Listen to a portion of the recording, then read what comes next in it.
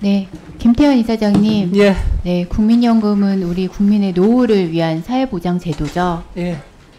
네, 존경하는 추경호 의원님이 말씀하신 것처럼 국민의 노후 보장과 재정 안정성은 모두 중요한 과제입니다. 예. 하지만 재정 안정성을 보장하기 위해서 노후 보장이라는 제도의 목적을 훼손해서는 안 된다고 생각합니다.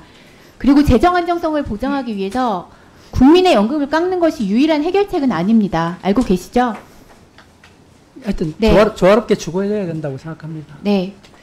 국가의 책임을 제대로 이행하면 연금의 재정 안정성과 노후 보장 두 마리 토끼를 잡는 것이 불가능한 것은 아닙니다.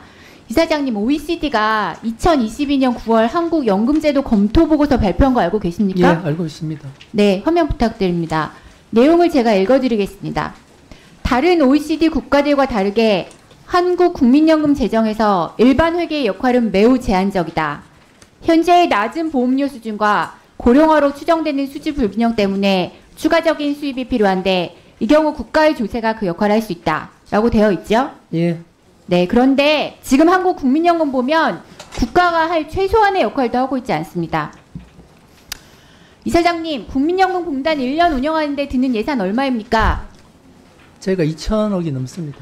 아니거든요. 지금 자료 보고하셨잖아요. 보고에 보시면 운영비가 6,894억이라고 나와 있어요. 죄송합니다. 예. 네. 여기 어떤 항목이 포함되죠?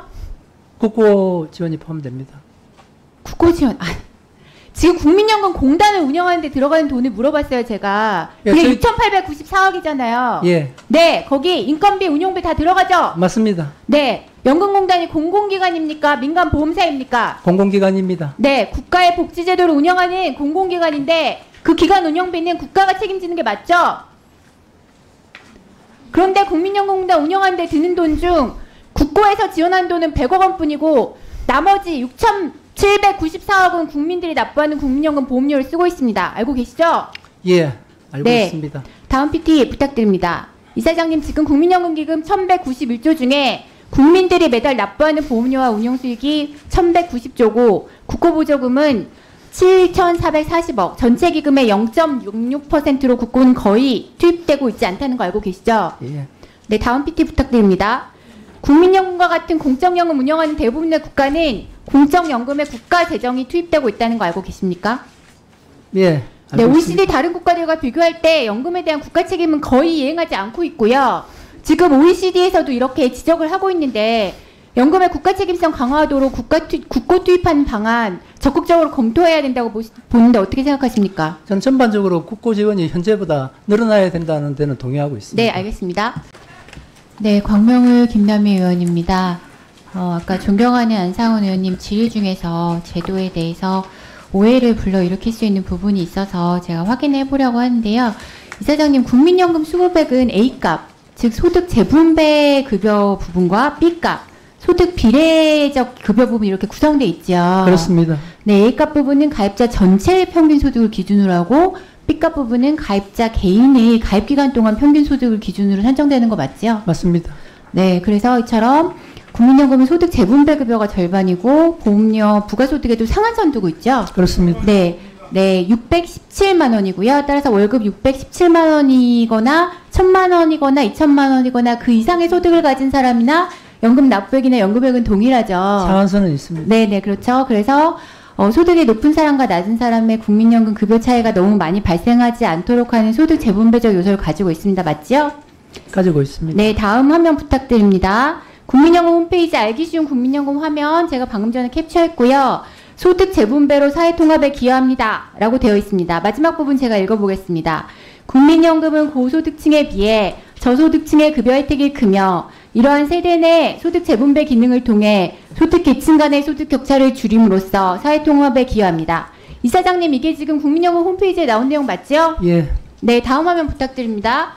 OECD 한국 연금제도 검토 보고서입니다. 오전에도 읽었는데 다음 제가 아까 읽은 내용 다음을 읽겠습니다. 연금 시스템의 소득 재분배적 급여 A값은 보험료와 일반 조세 중 어느 것도 재원으로 할 수 있다. 국민연금 급여는 다른 장치보다 특히 산식의 A값, 재분배 급여 부분에 따른 매우 재분배적 산식에 기반하고 있으나 이 부분에 대한 재원 부담은 전적으로 현재 또는 과거의 연금 보험료로 조성된 국민연금 기금으로 충당되고 있다.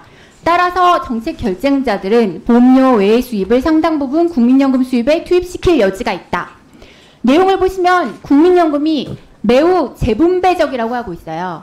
그렇죠? 재분배 기능이 있습니다. 네네. 아시겠지만 재분배적이라는 것은 소득 비례적이지 않다는 의미입니다. 따라서 국민연금 홈페이지와 OECD 보고서에 따르면 국민연금이 소득비례 연금이라고 하거나 소득비례 연금에 대해서는 국고 투입이 되지 않는다는 내용이 국민연금에 적용된다고 하기는 어렵다고 보이는데요. 이사장님 생각은 어떻습니까?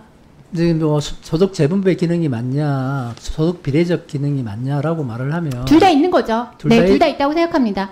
네, 그러면 네, 저는 국민연금이 우리 모두의 노후를 제대로 보장할 수 있는 제도로 계속 발전하기를 원하는 사람이고요. 국민연금 가입자입니다. 네, 국민연금은 우리 국민의 노후를 보장하기 위한 중요한 사회보장제도고 국민의 노후보장, 재정 안정성, 국민들의 연금제도에 대한 신뢰 모두 중요한 과제입니다. 그리고 재정 안정성이 중요하지 않다고 하는 것은 아닙니다. 연금개혁 당연히 필요한 과제라고 생각합니다. 그래서 지난 21대 국회에서 진행되었던 공론화위원회에서 국민들이 어렵지만 보험료를 높이는 방안에 동의까지 하셨죠. 그러나 연금개혁이 국민들의 신뢰를 얻는 방안이어야 되지 않겠습니까? 계속 논의가 되는 걸 보면 자동 안정화 장치나 세대별 차등 지원은 국민들이 동의하거나 납득하기 어려운 점들이 있습니다. 그래서 오전에 존경하는 이주영 의원님도 말씀하셨고 제가 지난주 보건복지부 국감에서 지적했던 것처럼 자동 안정화 장치나 세대별 차등 지원안이 아니라 GDP 1% 남짓 국고 지원하게 되면 국민들이 우려하는 연금고가 발생하지 않을 수도 있고요. 그래서 섣부른 자동 안정화 장치나 세대별 차등 지원안이 아니라 국고 투입 논의 등을 시작해야 된다고 저는 보고 있거든요. 그래서 이런 제안을 드렸던 것이고 국민연금공단에서도 적극적으로 검토를 해주시기 바랍니다.